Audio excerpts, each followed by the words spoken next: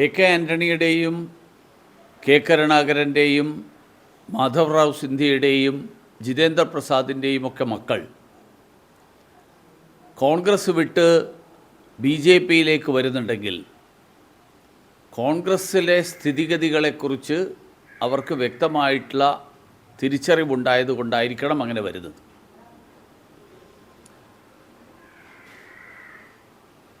അവരെല്ലാവരും കോൺഗ്രസ് കുടുംബത്തിൽ ജനിച്ചു വളർന്ന് ഇത്രയും കാലം ആ കോൺഗ്രസിൻ്റെ രാഷ്ട്രീയ പ്രവർത്തനത്തിൻ്റെ ഭാഗമായി നിന്ന ആളുകളാണ്.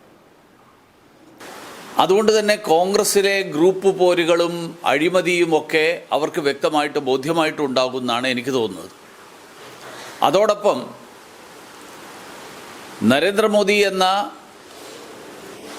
ഊർജ്ജസ്വലനായിട്ടുള്ള നേതാവിൻ്റെ നേതൃത്വത്തിൽ മാത്രമേ ഇന്ത്യക്ക് പുരോഗതി കൈവരിക്കാൻ കഴിയുകയുള്ളൂ എന്നും അവർ തിരിച്ചറിഞ്ഞിട്ടുണ്ടാകണം.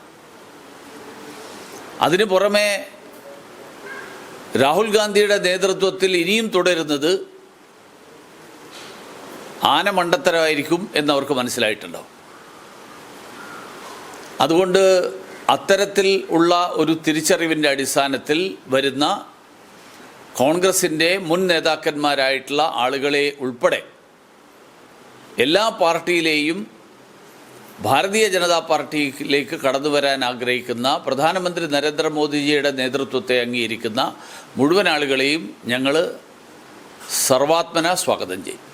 മുരളീധരൻ്റെ പ്രസ്താവന വന്നിട്ടുണ്ട്. അതായത് അച്ഛൻ്റെ മനസ്സാത്മാവ് വേദനിച്ചിട്ടുണ്ടാവും, ഇനി ഇങ്ങനെ ഒരു ബന്ധമില്ല, അങ്ങനെ വളരെ വൈകാരികമായിട്ട് മുരളീധരൻ പ്രതികരിച്ചിട്ടുണ്ട്. മുരളീധരൻ്റെ പ്രതികരണത്തോട് എനിക്ക് മറുപടി പറയേണ്ട കാര്യമില്ല. കാരണം മുരളീധരൻ ഓരോ ദിവസം ഓരോ അന്നത്തെ സാഹചര്യം അനുസരിച്ച് പറയുന്ന ഒരാളാണ്.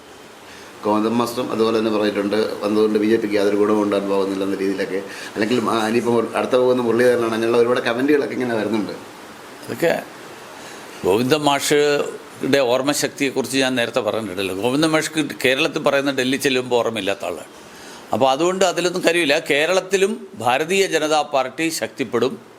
ഈ തെരഞ്ഞെടുപ്പിൽ കഴിഞ്ഞകാല തെരഞ്ഞെടുപ്പുകളിൽ നിന്ന് വ്യത്യസ്തമായി ഭാരതീയ ജനതാ പാർട്ടിയുടെയും ദേശീയ ജനാധിപത്യ സഖ്യത്തിൻ്റെയും നിരവധി ജനപ്രതിനിധികൾ പാർലമെൻറ്റിലേക്ക് തിരഞ്ഞെടുക്കപ്പെടും എന്നുള്ളത് ഒരിക്കൽ കൂടി വ്യക്തമാക്കുന്നതാണ് ഈ സംഭവവികാസങ്ങൾ.